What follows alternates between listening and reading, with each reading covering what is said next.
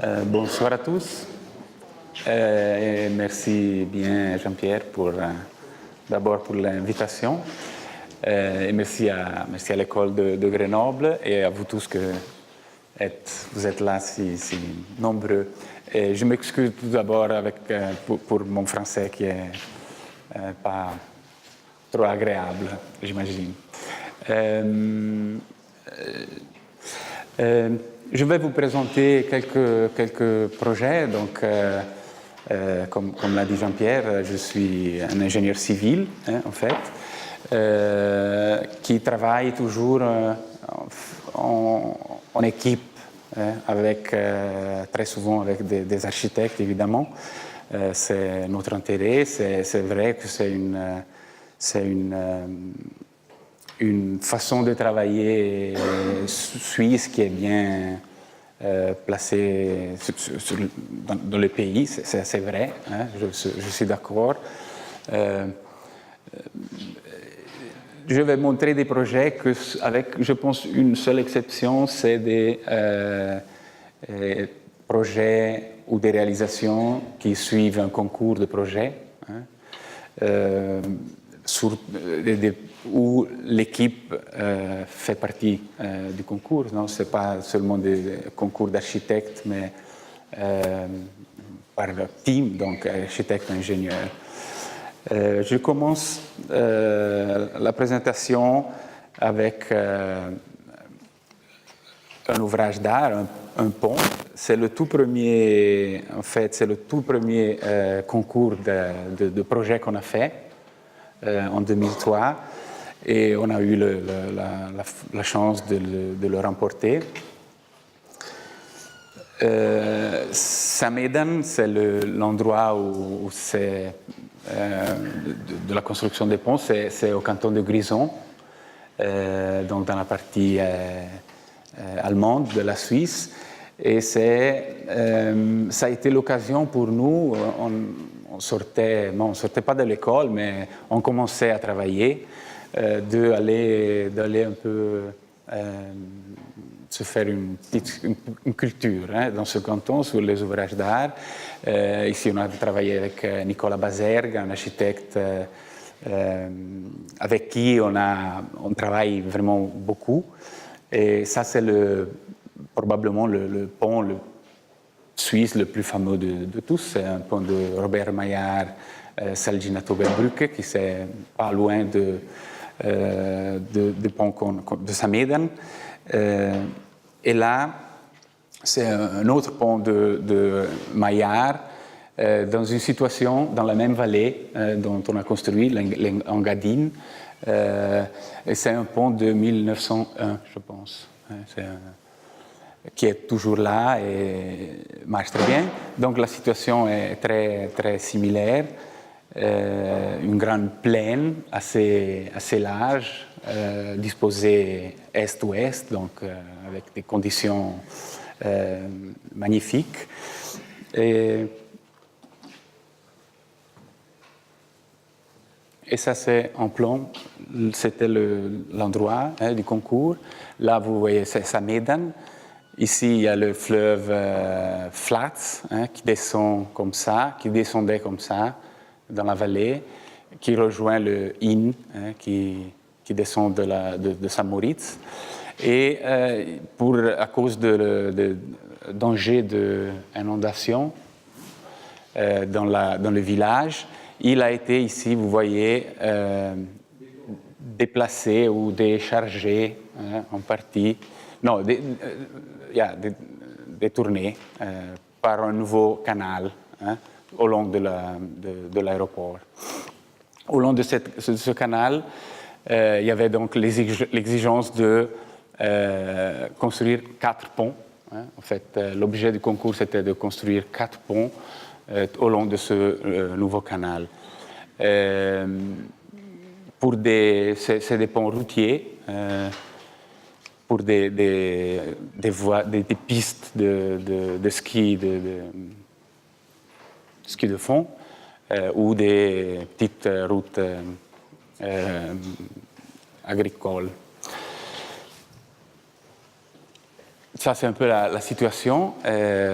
Donc, je vous ai parlé, cette plaine très, très vaste, avec ces montagnes incroyables, où vous voyez où des tout petits bâtiments, comme cette petite maison, sortent vraiment de la plaine d'une manière très, très, très, très forte. Donc, on a tout de suite... on s'est tout de suite aperçu qu'il fallait être un peu attentif à ça. Donc, un petit objet là, ça marque extrêmement le paysage. Pour comprendre un peu, donc, c'est clair qu'on allait construire 4 ponts sur un nouveau canal.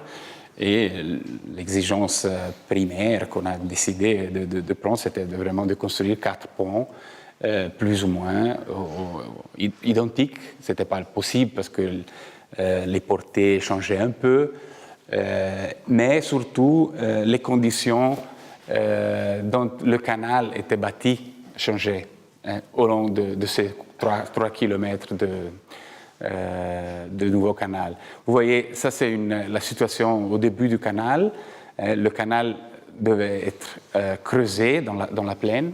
Ça suffisait vraiment de creuser la plaine pour avoir, disons, le profil hydraulique suffisant pour la rivière. Et on avait encore de l'espace au-dessus du profil libre, cette ligne noire, pour placer une structure. Tandis que dans la partie finale, pour les 2 derniers ponts, la situation était différente. On devait creuser un peu, mais là, il fallait mettre la partie plus basse du pont quand même encore 1 mètre en dessous de la plaine. Donc, il fallait construire, en fait, des digues pour contenir le fleuve. Et donc, ça, c'était l'objectif principal, c'était d'avoir une structure qui pouvait s'adapter à ces conditions. D'un côté, et l'autre côté, c'était d'avoir une structure qui pouvait se baisser le plus possible au culé. Donc, ce qu'on a proposé, vous le devinez déjà un peu sur ces 2 images en bas, mais c'est une structure, c'est un cadre, vous le voyez, en béton armé, formé par les pieds droits, au culé. Puis là, il y a l'encastrement avec le tablier, et le tablier qui est formé par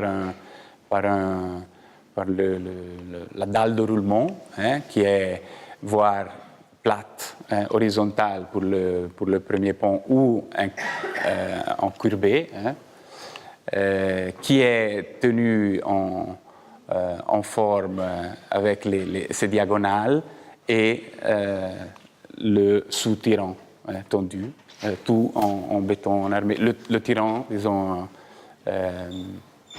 en béton armé précontraint. Tout en béton, c'était important pour nous d'avoir un matériel homogène et une structure très transparente. Dans la plaine, on le voit quasiment pas. Les tirants sont deux éléments séparés avec ces diagonales aussi précontraintes.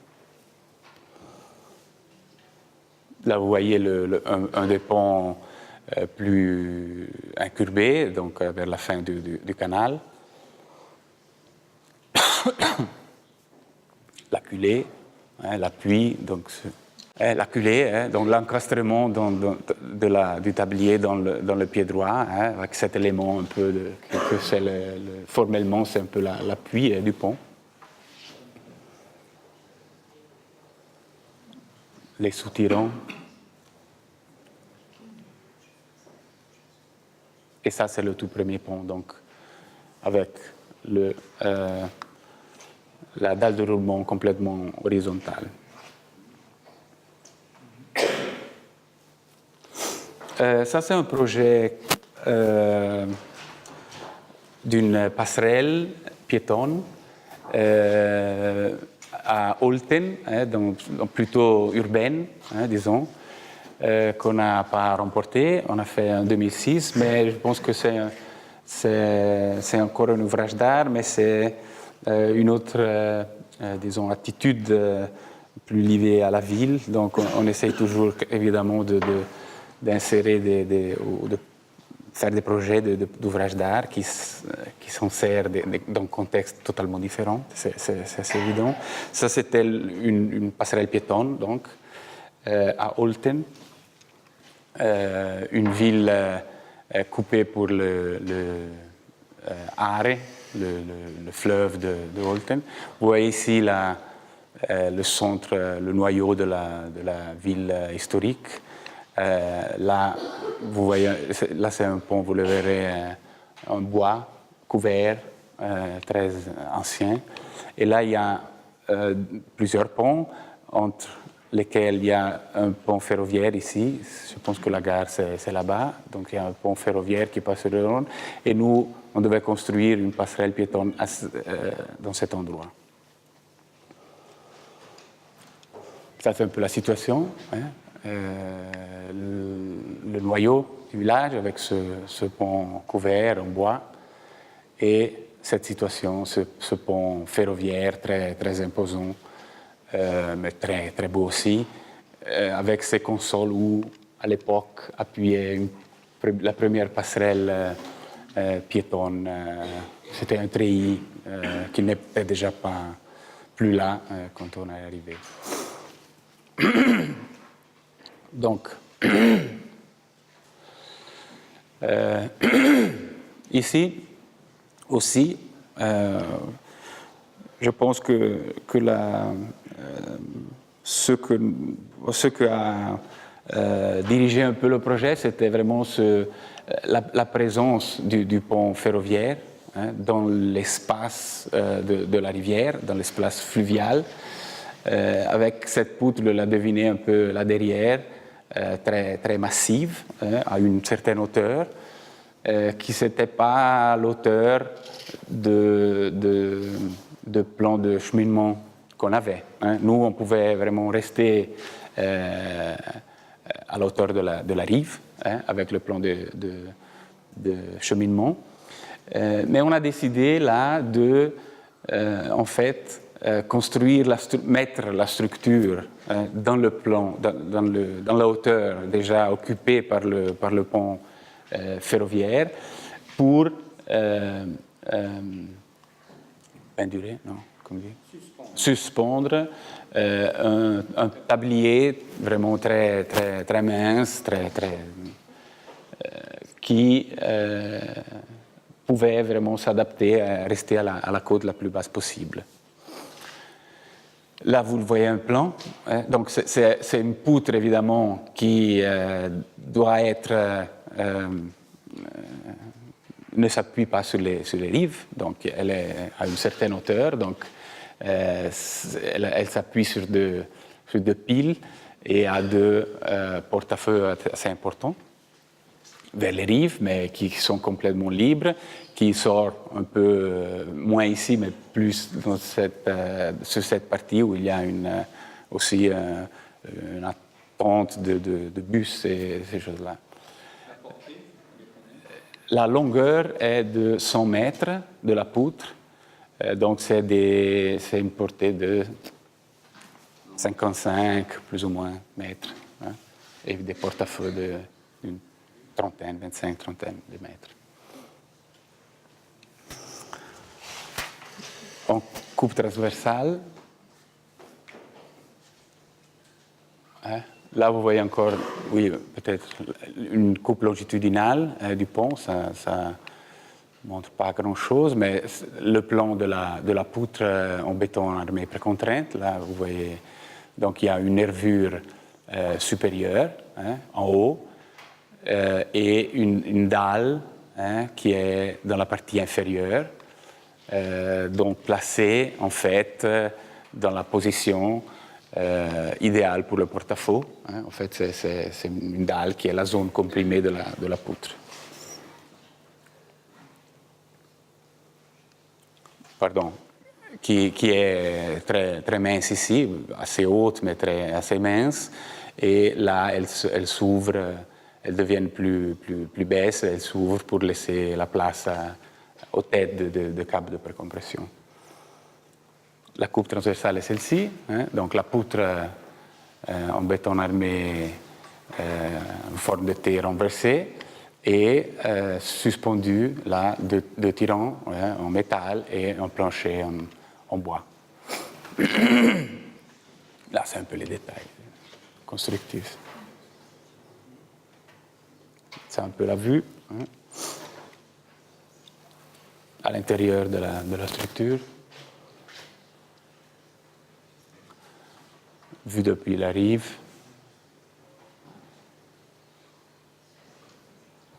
Et un peu cette vue qu'on voulait attendre, donc l'espace de la rivière libre et occuper la hauteur de la poutre du pont ferroviaire avec notre structure. Je vais passer à un projet pour un gymnase double, donc un édifice public dans la ville de Chiasso, qui est la ville plus au sud du Tessin, de la Suisse italienne. Bon, quelques images de référence que pour nous ont toujours été très importantes. Le gymnase probablement le plus beau qu'il y a au Tessin, de Livio Bacchini, que vous avez vu par dehors avant.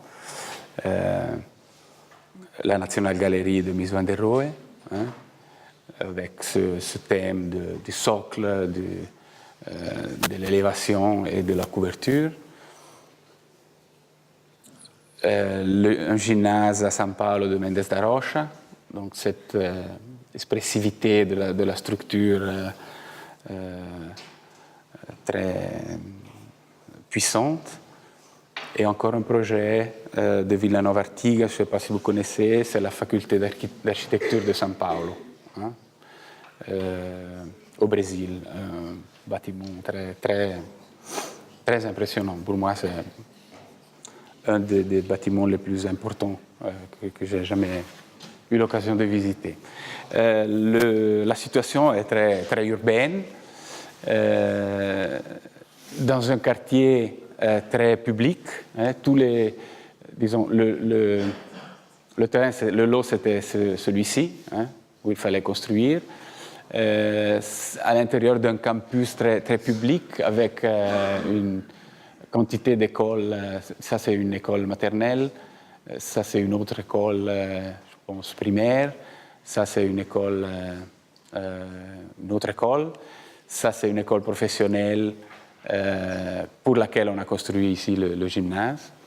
Et puis, un théâtre, un musée, un espace d'exposition. Donc, quasi un campus scolaire ou public, et avec un vide au milieu qui avait quasiment les dimensions du gymnase double. Hein. Donc, on allait, avec notre bâtiment, occuper le seul espace vide qui reliait un peu tous les espaces autour du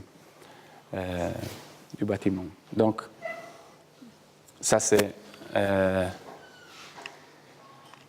la situation. Hein. Là, on reconnaît la partie la plus, disons, haute du bâtiment et un socle qui sort plus ou moins 1 mètre du niveau de la ville, hein, et sur lequel est posée la structure. Là, on le voit mieux. Hein.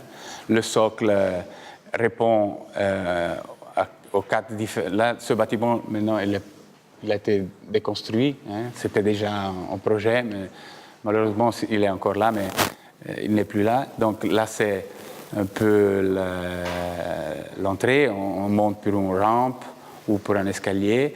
On rentre par ici, hein, à un côté plus haut, sur une galerie. on descend et là en dessous sont organisés les vestiaires et dans l'espace carré principal, c'est la salle de gym propre.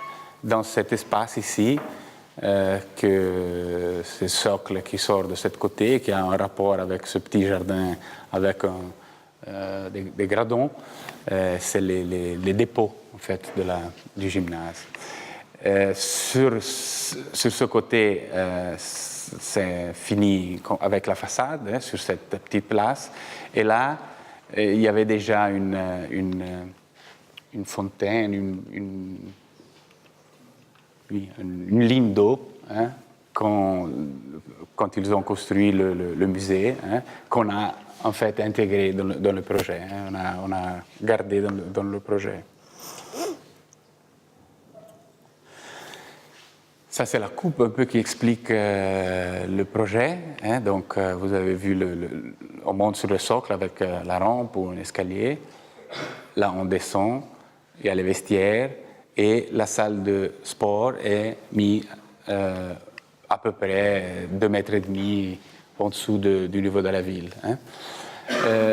La chose très, très importante pour Nicola Baserga, c'était en fait c'est un peu la raison pour laquelle le bâtiment est partiellement enterré. C'était vraiment de garder le niveau de la ville le plus libre possible, libre au moins pour ce qui concerne les relations visuelles à travers le site. Donc là, la structure est complètement vitrée au niveau du rez-de-chaussée et d'avoir ce bâtiment vraiment carré avec 4 façades identiques sur un socle qui répond, lui, aux différentes conditions de la ville.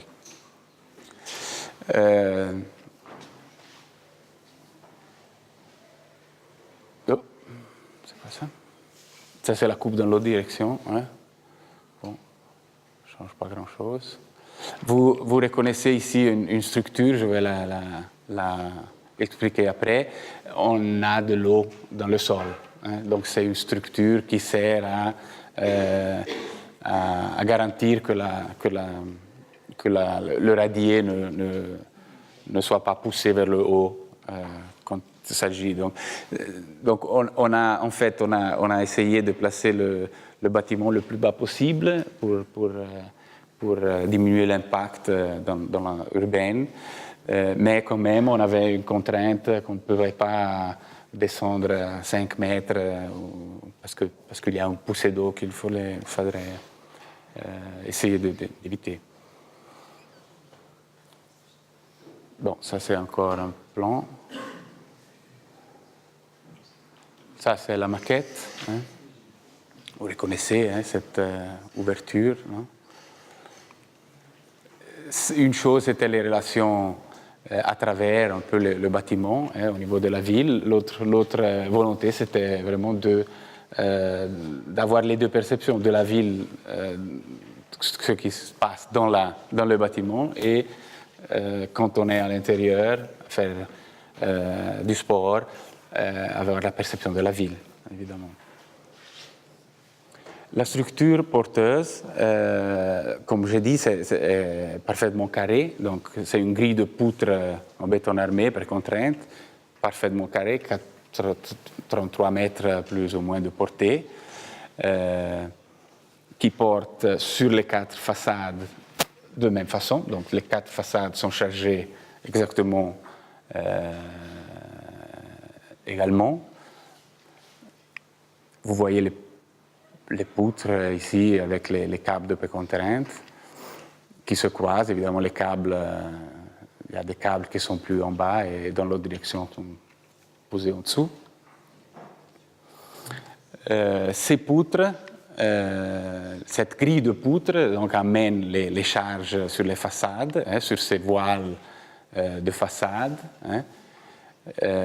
qui sont en fait deux importants porte-à-faux qui s'appuient sur ces ces colonnes en forme de V.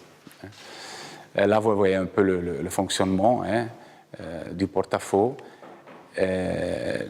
L'effort de compression qui rentre dans les deux colonnes inclinées, et puis encore parmi la partie, la paroi intérée sont réparties sur les fondations. Et de les fondations sur le terrain, évidemment. La voile est aussi une structure en béton précontrainte. Là, vous voyez les câbles de précontrainte. Tandis que les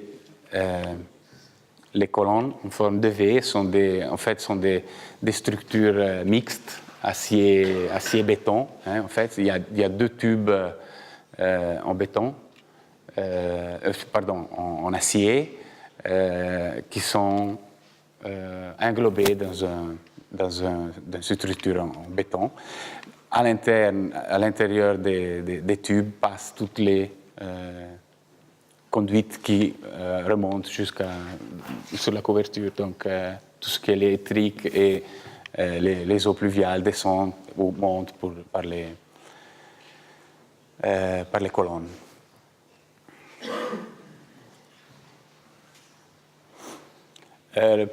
Probablement la chose la plus intéressante, c'est un peu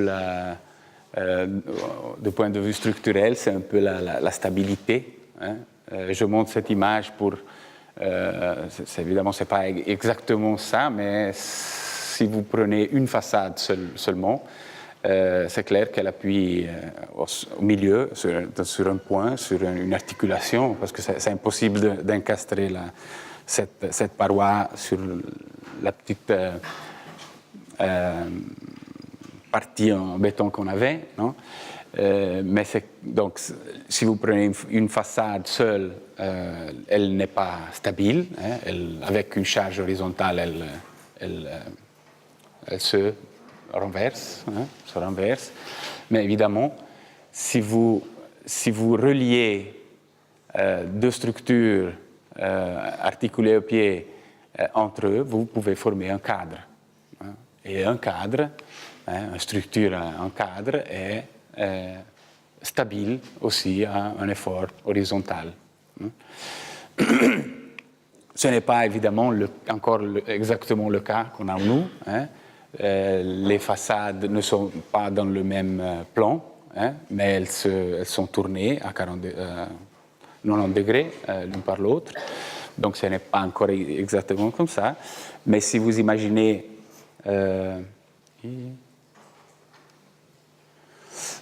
si vous imaginez de prendre les quatre façades et il y a les quatre mouvements qui sont possibles, sont que les quatre façades se déversent dans la même direction. Et ça, ce n'est pas possible, car si cette façade essaye de tourner comme ça, et celle-là essaye de tourner comme ça, elle se contrebalance.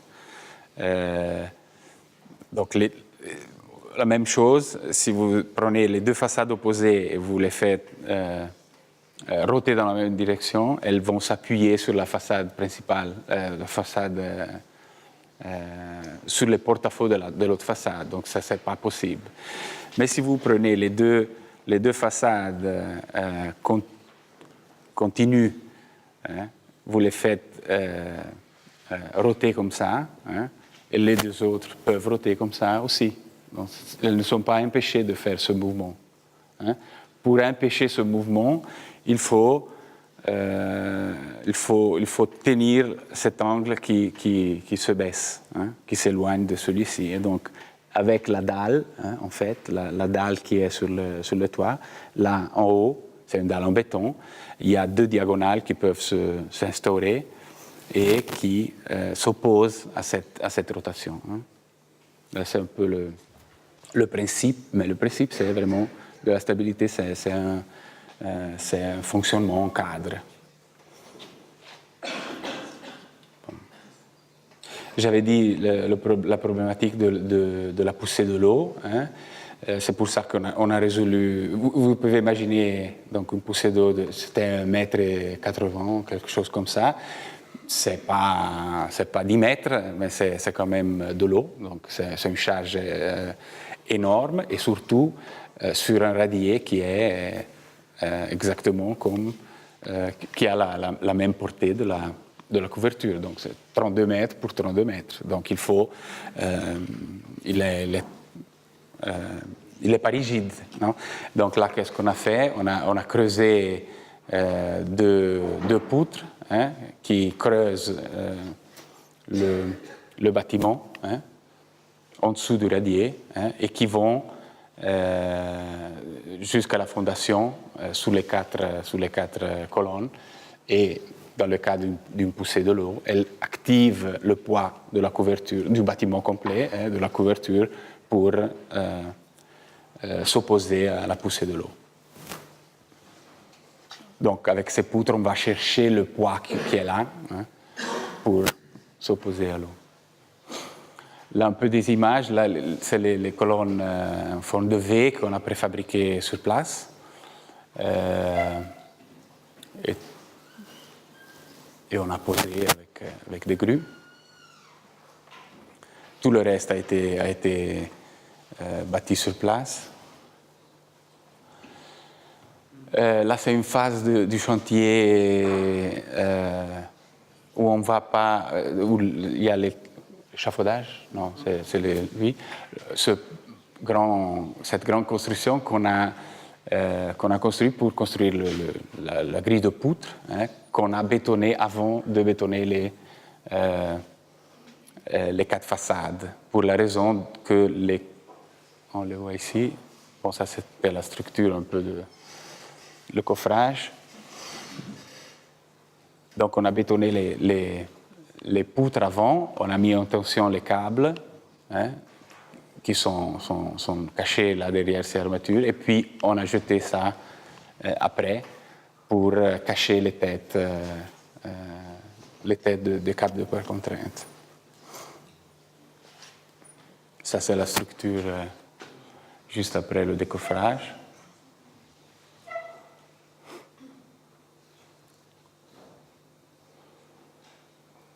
Ou comme on dit, on n'a pas de curiosité. La ventilation, c'est une ventilation à la tessinoise.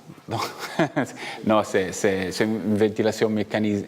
Il n'y a pas de ventilation dans la salle de gym. Il y a simplement les fenêtres qui s'ouvrent 5 minutes chaque heure pour ventiler la salle. Donc, on n'avait pas l'exigence de ramener ou sortir l'air en haut. Seulement les vestiaires et les dépôts sont ventilés normalement, mais l'air, on a utilisé une cheminée de l'école pour amener l'eau ailleurs.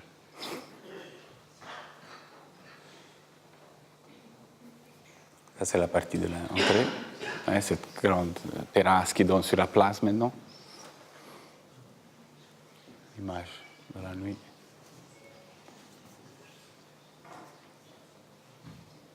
La hauteur de la baie, c'est combien? Le vitrage, la hauteur? C'est 2 mètres 30, 26, plus ou moins. Oui, c'est 2 mètres 20. 2 mètres.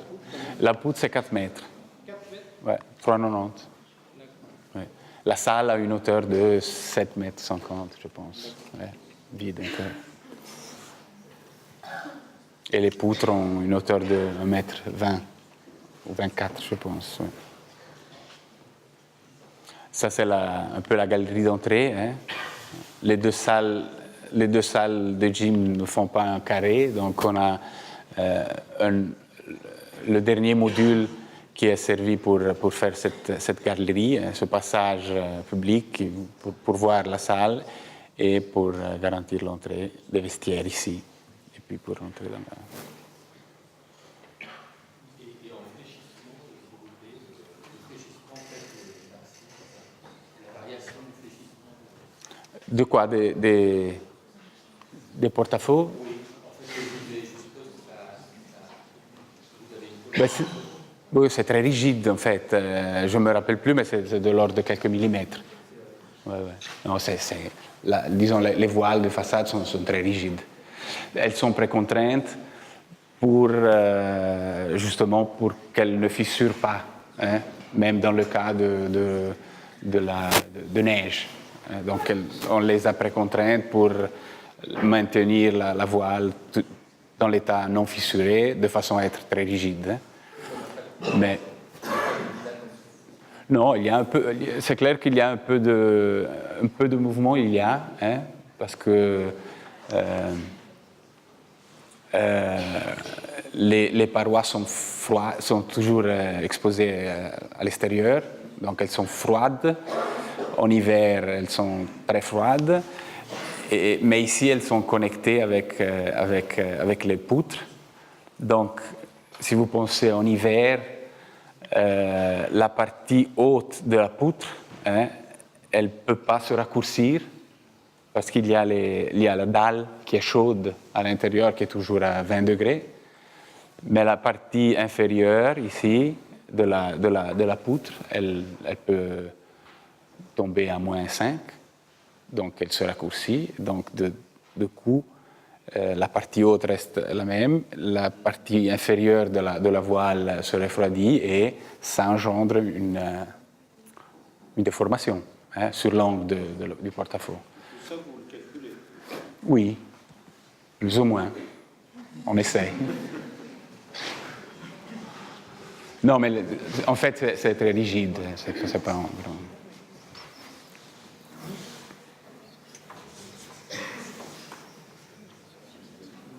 Je pense que la chose la plus délicate ou qui a donné plus de soucis, c'est vraiment la stabilité, hein, des 4 parois.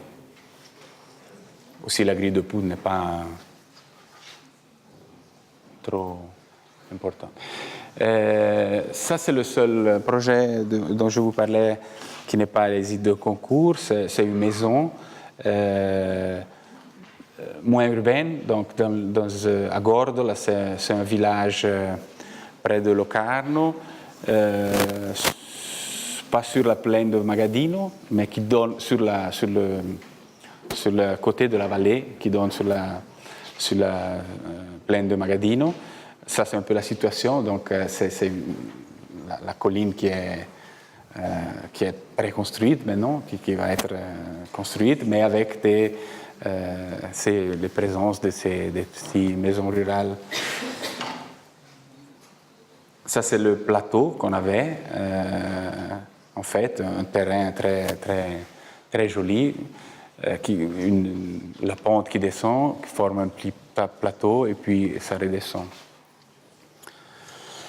Là, c'est une image d'un chantier juste à côté, hein, donc c'est ce qu'on voulait éviter. Hein. Donc on construit maintenant au Tessin, on n'a plus de place, on construit dans des endroits très, très raides et d'une façon très, disons, très, très brutale.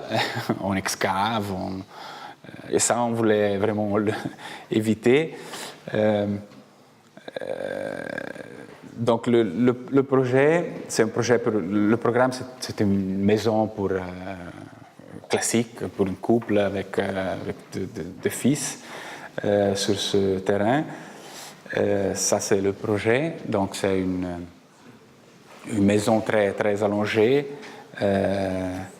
très étroite, hein, à laquelle on accède avec des passerelles, hein, et l'idée, c'était, on la voit dans la coupe, dans le plan, c'était vraiment de ne pas toucher le terrain le plus possible, ou de toucher le terrain le moins possible, et de laisser vraiment que la pente reste dans la condition naturelle. Je voulais montrer avant la coupe transversale, que c'est plus, hein, pour comprendre c'est mieux. Donc, vous voyez la pente. La maison est formée donc la structure de la maison appuie sur ces parois, hein, qui ont ici un porte-à-faux, hein, qui sort jusqu'à la poutre principale, hein, qui est dans la partie haute. Et sur donc la poutre, c'est celle-ci. Hein. Et sur cette poutre est suspendue, encore une fois, la dalle. Hein. Ça, c'est l'élévation frontale, hein, ces poutres tout au long, qui sont appuyées ici. Là, vous voyez la colonne. La façade, les façades extrémités sont des parois tractionnées en béton. Et dans la partie centrale, il y a ces tirants qui soutiennent la dalle. Ça, c'est la coupe longitudinale.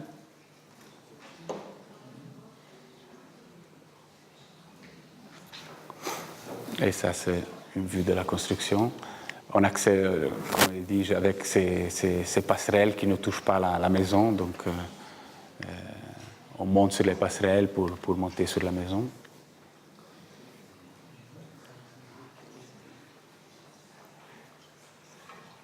Et le terrain reste à l'état originel. Ça, c'est la petite façade.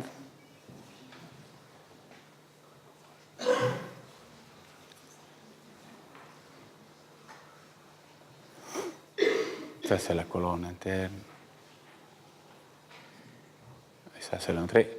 Intéressant je pense que de l'attitude de maître de l'ouvrage, c'était vraiment on a récupéré soit cette petite maison, soit une autre qui est plus en bas pour faire les dépôts, pour faire pas le locaux technique, parce que la technique c'est résolu assez facilement dans la maison, mais vraiment les espaces qui sont normalement creusés, ils ont profité des bâtiments qui étaient là. Ça, c'est très intéressant.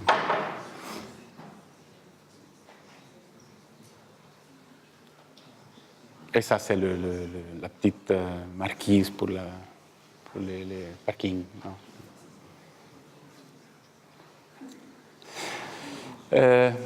On a encore un peu de temps. Je montre encore vite un concours qu'on n'a pas remporté à Mendrisio, qu'on a fait avec Giacomo Guidotti et Stefano Mor. Pour montrer un peu, j'ai parlé beaucoup d'équilibre en fait, mais c'est un peu ce que nous, les ingénieurs, quotidiennement sont confrontés. Là, c'était un bâtiment pour la faculté, pour une école à Mendrisio, un bâtiment vraiment très, très, très important.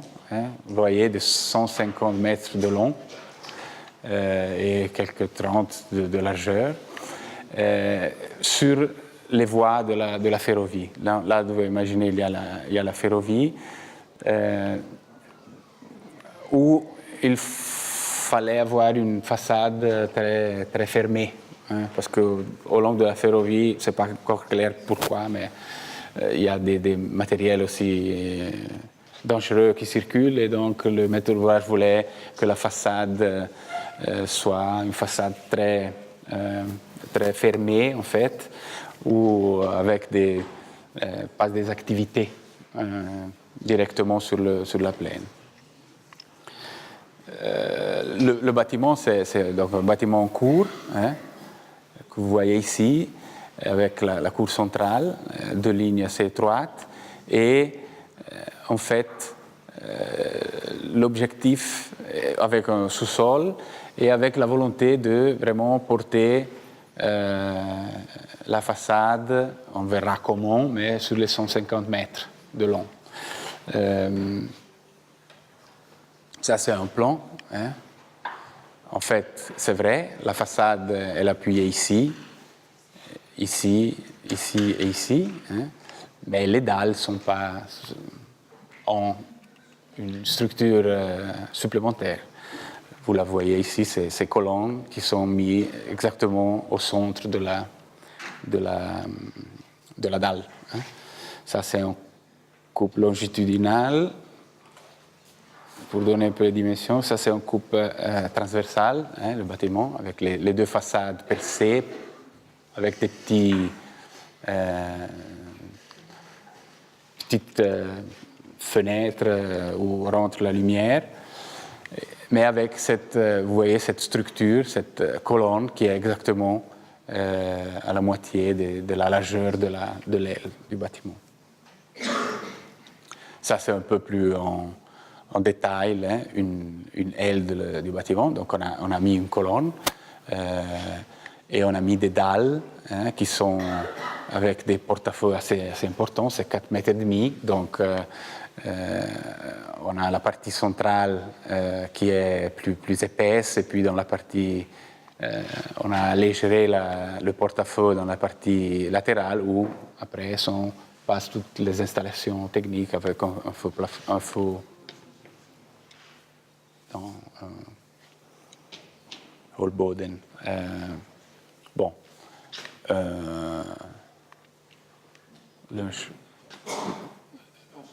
Plancher technique, oui, voilà. Avec la ventilation. Donc là, on récupère cette hauteur, on récupère ça. Donc vous voyez que la structure, en fait, elle est, pour ce qui concerne les charges verticales, elle est résolue. Donc elle est balancée, c'est une dalle qui est un porte-à-feu de la même dimension à droite et à gauche. Pour ceux qui sont les charges verticales permanentes, c'est résolu. Évidemment, si vous mettez des charges seulement utiles, seulement d'un côté, cette colonne qui est très mince n'est pas capable de maintenir debout cette structure, elle tomberait. Donc là, c'est en fait la fonction de la façade. C'est vrai, c'est une façade qui se porte sur 150 mètres, hein, mais qui a la fonction en fait de ne pas soutenir des charges verticales, mais seulement en partie, disons, mais de son poids propre, mais de stabiliser, hein, cette structure, en fait. C'est pour ça qu'on arrive avec une structure de ce type à faire les 150 mètres, en fait, avec ces percements, hein, parce que ce n'est pas une paroi. Ça, c'est un peu la paroi. On arrive encore sur les projets, donc après, il faut le réaliser. Pero, bon, ça, c'est un peu vous voyez la coupe. Vous voyez un peu l'espace intérieur, l'espace de la cour.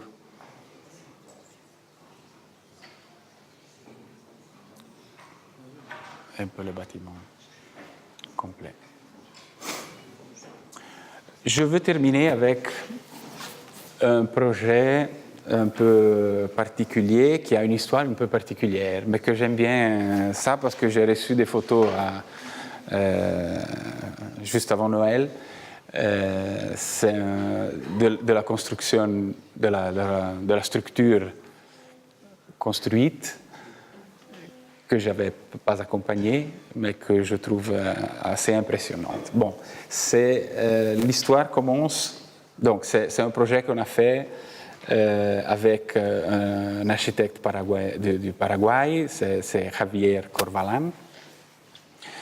Et l'objectif, c'était de faire un bâtiment administratif près de la digue de Itaipú. C'est à la frontière entre Brésil et Paraguay. Comment ça a commencé l'histoire, hein? C'était le mars, je pense, 2014, et on a vu ce projet de Corvalán publié sur Casabella. Ce n'est pas le projet qu'on a fait, ça il avait bâti. Donc c'est un golf club, donc c'est un endroit d'où d'où on tire les petites. Hein? On peut le faire en haut, hein, depuis là, ou bien ici en bas, couvert. Qui a fait ça? c'est Corvalán, Javier Corvalán. C'est un architecte paraguayen. Bon, on a vu ça, mais ça c'est un peu je vous montre un peu le projet. Hein, c'est 2 poutres, c'est une poutre, hein, une poutre avec un petit porte-à-faux de ce côté, appuyé ici, et avec un grand porte-à-faux de l'autre côté. Hein. Une poutre continue avec deux porte-à-faux. Quelle époque, quelle année? Ah, ça c'est de 2014 ou 2013. Hein. On a vu ça, ça nous a plu.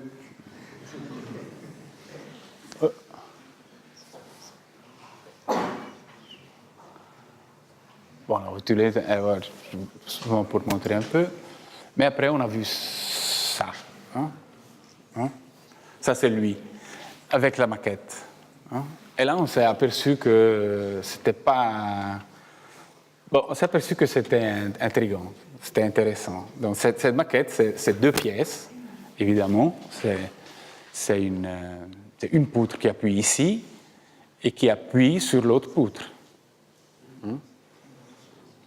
C'est 2 pièces, c'est pas une pièce, c'est 2 pièces qui sont une appuyée sur l'autre et se maintiennent en équilibre, hein, en fait, dans le concept. C'est ça, en fait. Hein?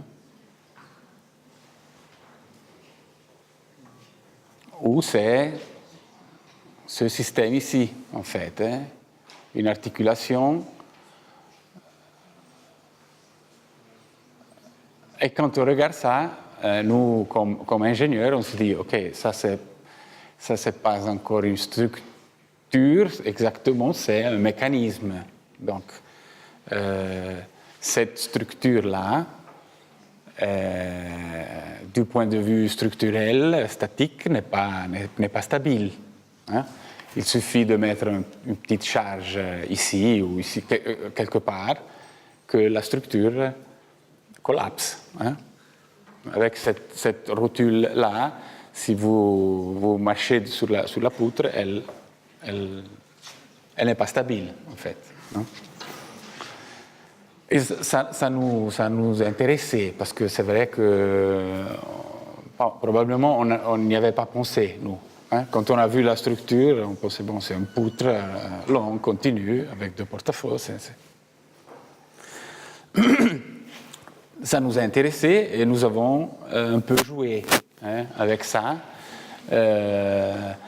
Et nous avons un peu essayé de comprendre un peu la logique. C'est clair que cette poutre, comme il l'a pensé dans sa maquette, non, au niveau purement conceptuel, sous les charges propres, donc avec une charge constante, on cherche le point exact où faire,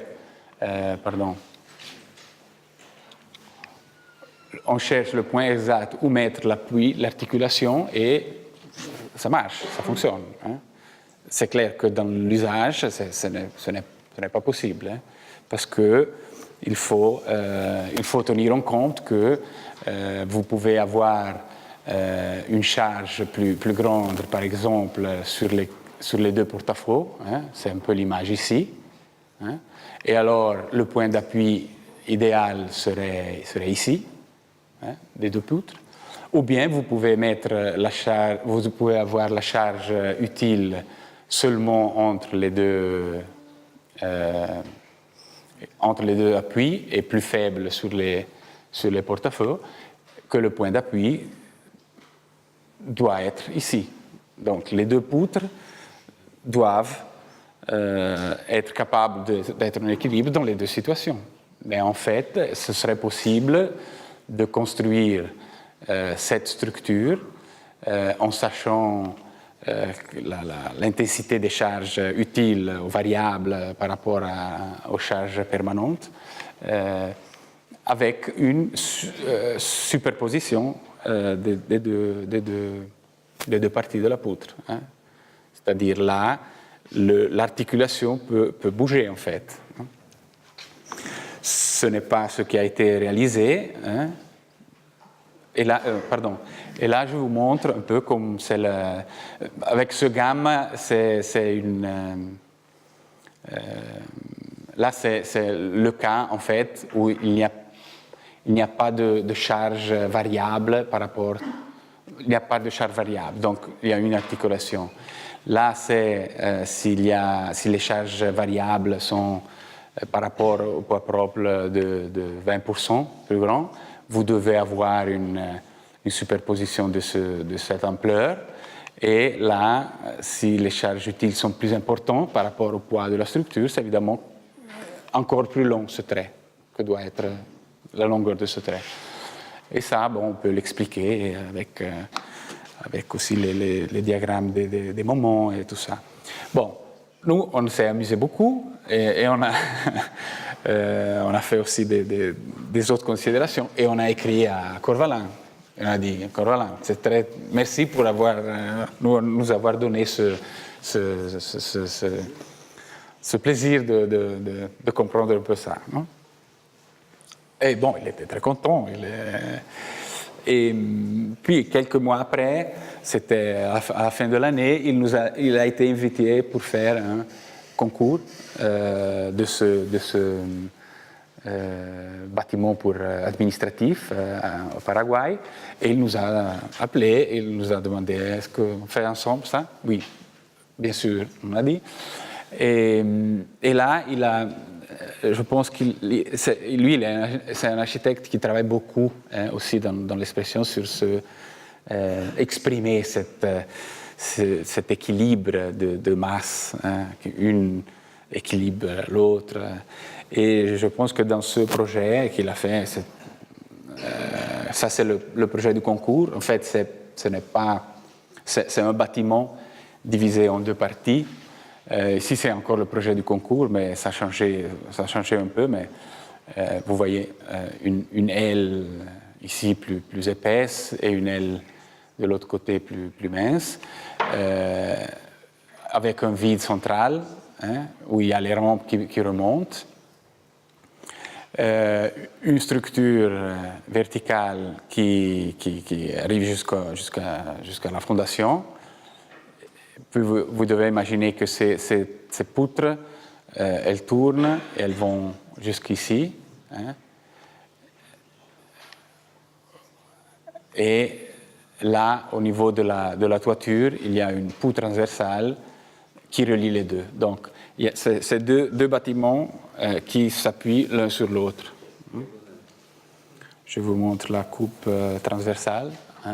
Ça, c'est la coupe transversale, le bâtiment petit, avec ces poutres renversées qui descendent là en bas jusqu'à terre, et elles soutiennent les planchers dalles avec des tirants. De ce côté, la même chose, mais vous devez imaginer que les parois sont de ce côté, les poutres vont de l'autre côté, et cette structure centrale qui relie les deux et qui les maintient en équilibre. Coupe longitudinale, là vous voyez la structure qu'elle appuie sur terre ici, et ici l'appui sur cette poutre transversale qui relie les deux bâtiments, et puis elle sort en porte-à-faux. Et sur cette structure sont suspendues les 1, 2, 3, 4, 5 dalles, en fait. Ça, c'était le concours, et puis qu'il l'a remporté. Et puis, il l'a remporté, et puis, bon, il n'y avait pas grande chance de travailler en dessous, sur ce projet, en fait.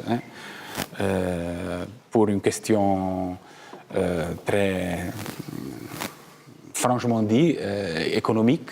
C'était impossible de penser de faire le projet de la structure en Suisse pour ce bâtiment au Paraguay. Impossible. Je pense qu'en Europe, ce serait impossible. Donc, c'est un bâtiment qui requiert une année de travail pour 2 personnes et qui a payé $15,000. Donc, c'était vraiment impossible.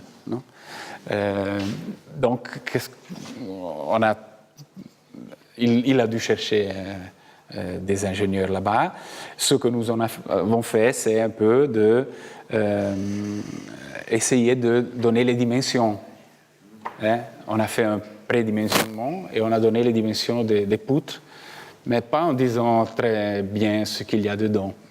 Donc, il y avait les dimensions des poutres principales, la position de cette structure transversale qui relie les deux, les parois, ça a changé un peu, vous le voyez. Et puis, bon, c'est arrêté là. Et après quelques mois, on a reçu ces photos. Donc, seulement pour dire, là, vous reconnaissez un peu la structure, et là où il y a les tirants. C'est un peu une histoire. Bon. Donc les câbles qu'on voit sont les suspens. Sont les suspens des dalles. C'est des planchers dalles très, très légers, en fait. Là aussi, le problème principal, ce n'est pas, encore une fois, le poids propre de la structure, mais c'est plutôt les charges variables, donc les charges des personnes. Imaginez un bâtiment complètement occupé et l'autre vide. Cette structure doit rester en équilibre. Donc la structure ne fait pas... Je la trouve très, très puissante, très... très Il y a de la précontrainte là-dedans? Oui. Mais c'est clair que la phase délicate, c'est plutôt la phase de l'usage. Non, quand vous faites un pont, vous décoffrez le pont, et si tout marche, vous êtes tranquille, parce que les charges utiles que vous avez sur le pont, c'est le 10% des charges. Là, c'est pas comme ça. C'est plutôt important les charges utiles qui viennent. Mais en fait, ça c'est un peu le projet c'est les photos que j'ai reçues avec beaucoup de plaisir à Noël et je voulais les partager avec vous en vous remerciant pour l'attention. Et si vous avez des questions, je suis là. Merci.